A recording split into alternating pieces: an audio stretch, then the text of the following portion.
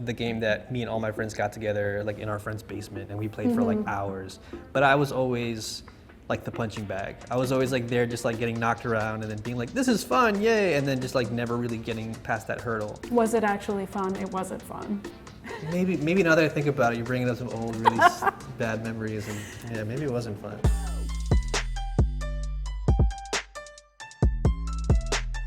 So recently we were streaming some Overwatch, a game that I love that I've now been playing for, I guess, 3 years now? Heard of it, yeah. You heard of that game, right? Yeah. And we were streaming it yesterday, checking out the new map on the PTR, and someone asked, hey, I'm trying to get my brother into Overwatch, is it too late? And I kind of felt like, a part of me was like, yeah, I think it might be too late. But there's so many characters now, So many the characters. roster's so complicated. Right. All the characters feel totally different. There's so much assumed knowledge in Overwatch. And Super Smash Bros. Ultimate is doing a funny thing where every character that's ever been in any Super Smash Bros. Game is gonna be in that game. Yeah. And so, the game hasn't even come out yet, but you I'm are like, telling me you are in a situation where you already feel, just from the trailers for the game, like it's too late. But it sounds like you have an internal perception that because Super Smash Bros. Is a pre-existing franchise, everybody else is going to be coming into the game with an assumed knowledge that you don't have, right? Yeah, pretty So like, you're assuming that since you haven't played every other Super Smash Bros., you can't even jump on board now.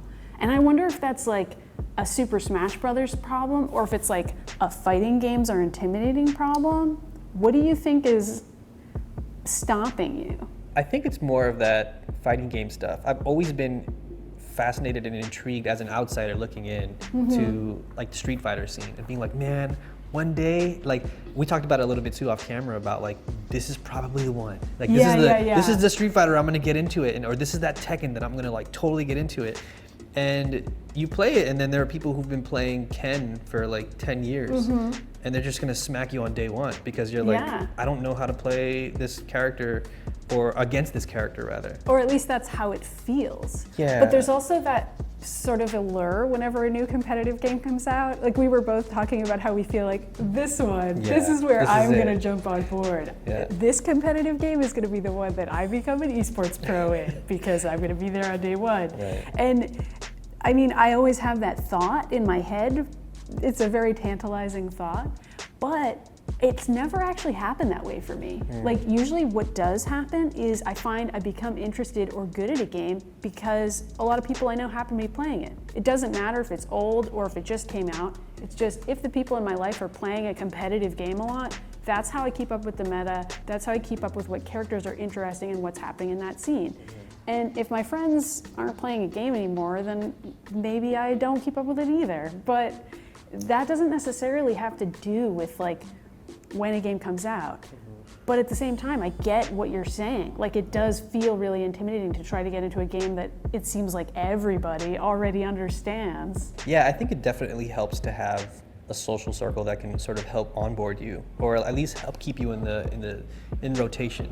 Like I feel like Monster Hunter kind of does a decent job of that. Like it's not a fighting game, but it has some similarities like to a Destiny or Overwatch even, where like your friends will help you level up, and they're happy to be like, yeah, I'll help you with that low level quest because like I'm gonna destroy this monster, and you can, and I'll teach you while I'm playing all the mistakes that I made previously. But with competitive games, it feels like, I hate to use the phrase, but you just gotta like get better at it, and you have to just sort of. Yeah, but like, how do you go about it? How do you go about it? Like, do I just like find a local meetup group of like Smash scrubs and be like, hey man, let's practice together? Yeah, but also you have to kind of be resilient. I mean, those games sort of require you to be okay with feeling stupid. Yeah. Like that is how you get good at a competitive game, unfortunately. And I think that's true for all of them, is that you kind of have to be willing to tolerate feeling a little intimidated and feeling like you're bad at it, and also being willing to sort of feel that way for a while. Yeah, the one on Wii was like the game that me and all my friends got together like in our friend's basement, and we played for like hours.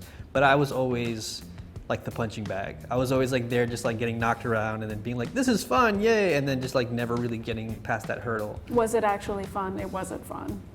Maybe now that I think about it, you're bringing up some old really bad memories, and yeah, maybe it wasn't fun. I mean, maybe that's not the game for you. Maybe it's not. And you're experiencing it from the other side with Overwatch. Like you're sort of envisioning what that would be like for someone else coming into a game that you're already so familiar with? And like, how would you even help them? And how would you solve for that massive gulf of experience that exists between you? Yeah, I think some of the advice I was giving on the stream, even for Overwatch, like how do I get my brother into Overwatch, was like, okay, find out what kind of games they like. I think with fighting games, it's a little bit more, it's a little narrower, because with Overwatch you can play healer, you can play DPS, you can play tank.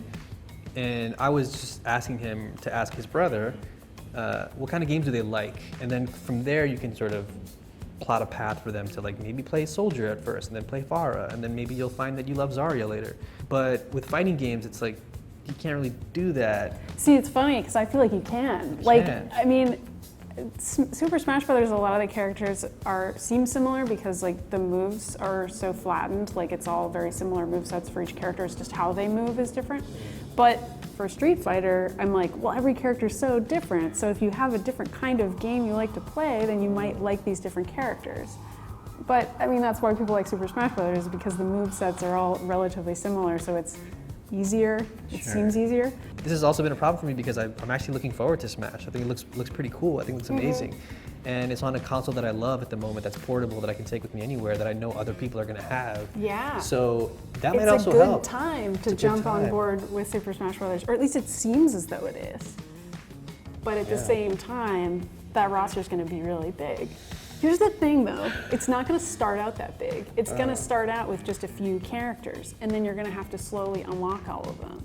That I like. Yeah, you like that? I do, because I feel like, I mean, I think Mario Maker had the same thing where it's like, here are all these a million tools, but we're gonna just like slowly breadcrumb trail you until you learn them well. All fighting games do this, and I actually agree with you. I like it. I know people who are like, I just want to be able to play every character right away. And those people I think are usually the experts who are like, I already know who my main is, I just want to see how my main character plays in this version of this fighting game with which I am already deeply familiar. Yeah. Those people just want everything to be unlocked right away, and I do kind of wish there were some way to give them that. Sure.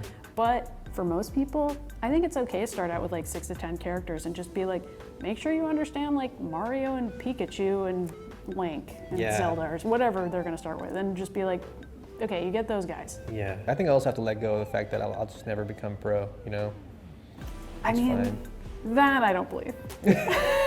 I think this is it. I think this is your game. I actually think, no, I feel like you're super positive. You're gonna be my life coach now. You're like, Paul, just get it. I'm actually just trying to motivate you to play the game with me. Okay. Because I need the self-esteem boost of just repeatedly bag.